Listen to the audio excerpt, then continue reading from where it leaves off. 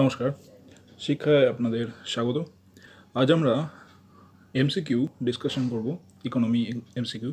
আমাদের হোয়াটসঅ্যাপ গ্রুপে, পেড গ্রুপে অবশ্যই, সেখানে যে কোশ্চেনগুলো করা হয়েছে বা আমাদের ডেইলি যে এমসিকিউ সিরিজ চলে সেখানে, তার মধ্যে থেকে কিছু উল্লেখযোগ্য কোশ্চেন নিয়ে আসা এখানে হয়েছে, যেগুলো আগামী 2021 প্রিলিমস বা 2020 মেন্স এর জন্য ইম্পর্টেন্ট।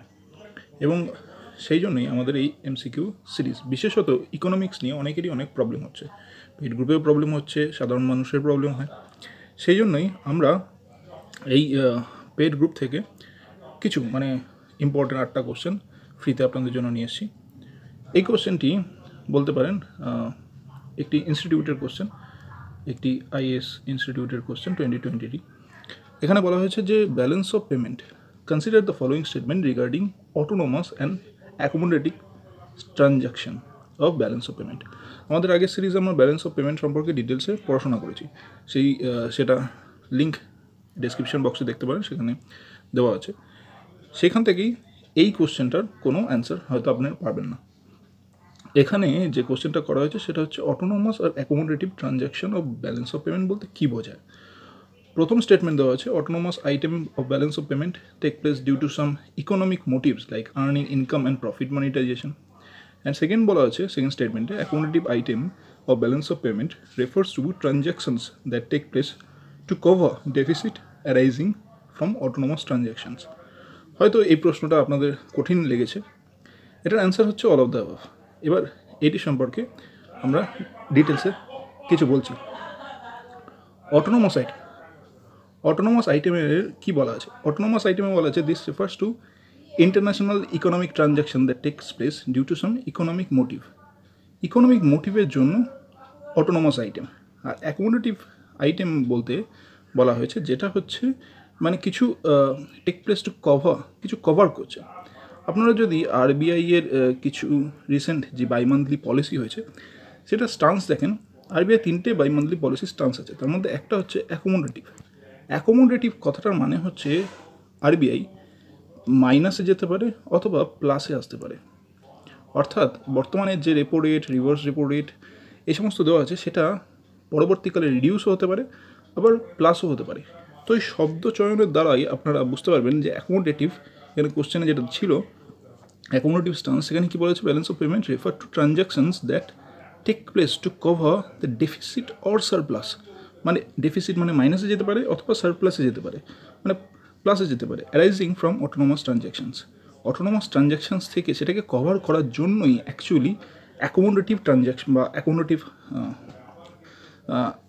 স্টান্স নেওয়া হয়। এইটি হচ্ছে এই প্রশ্নর এক্সপ্লানেশন। অটোনোমাস আইটেম মানে হচ্ছে প্রফিট মেকিং আইটেম, যেটাতে আমাদের ব্যালেন্স অফ পেমেন্টটা আরও ভালো হবে, পজিটিভে যাবে। অ্যাকোমোডেটিভ আইটেম মানে পজিটিভ নেগেটিভ দুটোই হতে পারে। ঠিক আছে, নেক্সট কোশ্চেন নেওয়া যাক। With reference to balance of payment, which of the following constitutes the current account. আমরা জানি যে ব্যালেন্স অফ পেমেন্টের আমরা ভিডিও দেখতে পারি কারেন্ট অ্যাকাউন্ট, ক্যাপিটাল অ্যাকাউন্ট এবং এরর অ্যান্ড ওমিশন বলে একটা আছে, সেটা আমরা নিয়ে নিই। এরর অফ ওমিশন, এর মধ্যে কারেন্ট অ্যাকাউন্টের মধ্যে কী ছিল, visible, invisible. The balance of trade, ভিজিবলের মধ্যে আমরা বলেছিলাম ব্যালেন্স অফ ট্রেড ছিল, তাহলে প্রথম ঠিক balance of trade. Foreign asset, foreign অ্যাসেটের কথা তো নেই। ব্যালেন্স অফ ইনভিজিবল, এই যে ইনভিজিবল আমরা বলেছিলাম একটা হচ্ছে ভিজিবল আর একটা হচ্ছে ইনভিজিবল। ইনভিজিবল আইটেম আছে স্পেশাল ড্রয়িং রাইট, কোথাও কি স্পেশাল ড্রয়িং রাইট আছে? না। তাহলে অ্যান্সার কী হবে এখানে? C, 1 and 3।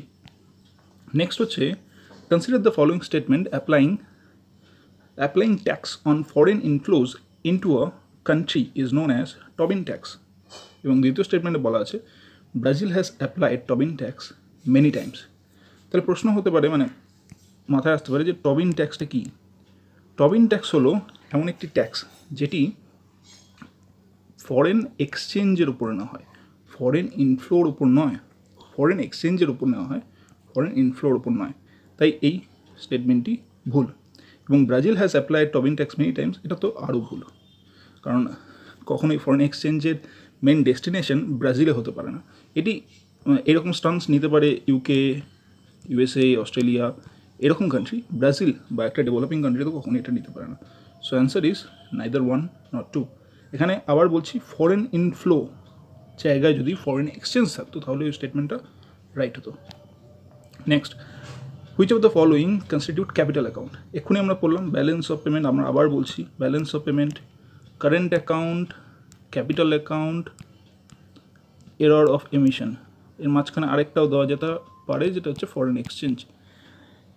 কারেন্ট অ্যাকাউন্ট এখানে কী বলেছে? Capital account. ক্যাপিটাল অ্যাকাউন্টে কী আছে? ফরেন লোন আছে, হ্যাঁ ফরেন লোন আছে। ফরেন ডাইরেক্ট ইনভেস্টমেন্ট আমরা আগের দিন বলেছিলাম এফডিআই, এফআইআই, আগের দিন বলতে ভিডিওতে বলেছিলাম এফডিআই, এফআইআই। তাহলে এফডিআই এখানে আছে। প্রাইভেট রেমিটেন্স, না প্রাইভেট রেমিটেন্স কার অংশ? কারেন্ট অ্যাকাউন্টে। পোর্টফোলিও ইনভেস্টমেন্ট, পোর্টফোলিও ইনভেস্টমেন্ট মানেই হচ্ছে এফআইআই। তাহলে অ্যান্সার হওয়া উচিত 1, 2 and 4। ঠিক আছে, দেখুন ইউপিএসসির কোশ্চেন 2013, কিন্তু আপনি যদি সঠিকভাবে ভিডিওটি দেখেন এবং বোঝেন ব্যালেন্স অফ পেমেন্টের ব্যাপারটা, তাহলে এই অ্যান্সারটা আরামসে পেয়ে যাবেন। Next, if Japanese import more goods from India, তাহলে কী হবে? মানে জাপান, ধরুন আপনার ব্যালেন্স অফ পেমেন্ট অফ, একদিকে হচ্ছে জাপান, আরেকদিকে দাঁড়াচ্ছি আমি balance of payment of India. ঠিক আছে, দুটো আছে, balance of payment of Japan, balance of payment of India. বলছে জাপান ইম্পোর্ট করছে, তাহলে জাপানের খাতায় কী হবে? সেটা নেগেটিভ। কোথা থেকে? আমাদের কাছ থেকে। তাহলে আমাদের ক্ষেত্রে কী হবে? সেটা পজিটিভ আমাদের ব্যালেন্স অফ পেমেন্টে। Our balance of payment will improve, হ্যাঁ অবশ্যই। Japan balance of payment will deteriorate, হ্যাঁ অবশ্যই। তাহলে অ্যান্সার কী হবে? Both A and B above.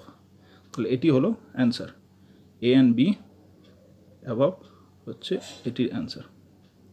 Next, which among the following will be a debit entry in a balance of payment? এটা WBCS এসছে।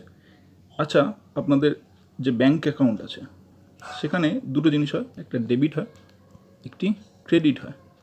Credit মানে হচ্ছে টাকা আসছে, পজিটিভ, আর ডেবিট মানে হচ্ছে টাকা বেরিয়ে যাচ্ছে, মানে নেগেটিভ। তাহলে এখানে দেখুন imports of goods by India, হ্যাঁ এটাই তো নেগেটিভ, এটাই অ্যান্সার। আর কিছু আমরা দেখলামই না। Income of investment abroad, receipt transfer, এগুলো সব পজিটিভ, এক্সপোর্ট সার্ভিস সব পজিটিভ। অ্যান্সার হলো A. Next, Indian foreign exchange reserve comprises, এই জায়গাটা আমরা বলিনি আগের দিন, এই যে আমরা বলছিলাম এক্ষুনি ফরেন এক্সচেঞ্জ, ঠিক আছে, এর মধ্যে gold, SDR special drawing right আছে, রিজার্ভ ট্রানজ্যাকশন পজিশন আছে, ফরেন কারেন্সি অ্যাসেট আছে। তো অ্যান্সার হবে অল অফ দ্য অ্যাবাভ। ঠিক আছে, next, final balance of payment of a country. এই যে আমরা এক্ষুনি বারবার বলছিলাম যে ব্যালেন্স অফ পেমেন্টে একদিকে থাকে current account, capital account, foreign exchange এবং লাস্টে নেট এরর অ্যান্ড ওমিশন। এই নেট এরর অ্যান্ড ওমিশন মানেটা হচ্ছে যে লাস্টে যেটা হবে সেটা হচ্ছে লাস্টে গিয়ে এই যে ব্যালেন্স অফ পেমেন্টের একদিকে থাকবে পজিটিভ, একদিকে থাকবে নেগেটিভ। যদি ধরুন আমাদের ব্যালেন্স অফ পেমেন্ট কী হচ্ছে, নেগেটিভে বেরিয়ে যাচ্ছে, মানে অনেক বেশি ইম্পোর্ট করতে হচ্ছে, ধরুন 100 কোটি টাকা ইম্পোর্ট করে নেগেটিভে দাঁড়ালো, তাহলে আমরা কী করবো? প্লাসে আমাদের তো 100 কোটি টাকা বাইরে বেরিয়ে গেলে চলবে না, তাহলে আমরা লোনে, এই যে ক্যাপিটাল অ্যাকাউন্টে একটা আছে না লোন, সেই লোনে 100 কোটি টাকা নিয়ে এসে এটাকে আমরা আমাদের নিডটাকে পূরণ করব, এবং আলটিমেটলি ব্যালেন্স অফ পেমেন্ট যেটা দাঁড়াবে সেটা হচ্ছে জাস্ট নিউট্রালে গিয়ে দাঁড়াবে। ঠিক আছে, তাহলে অলওয়েজ ব্যালেন্স অফ পেমেন্ট হচ্ছে ব্যালেন্সড, এটা হচ্ছে অ্যান্সার। নমস্কার আর ধন্যবাদ। যদি এই সিরিজ আপনাদের ভালো লেগে থাকে তাহলে অবশ্যই সিরিজটিকে লাইক, শেয়ার, সাবস্ক্রাইব করবেন। আপনাদের ভালো লাগলে আমরা তবেই এরকম ভিডিও দিতে আরও প্রেরণা পাবো, আমাদেরও ভালো লাগবে এই সিরিজটাকে কন্টিনিউ করার জন্য। ধন্যবাদ।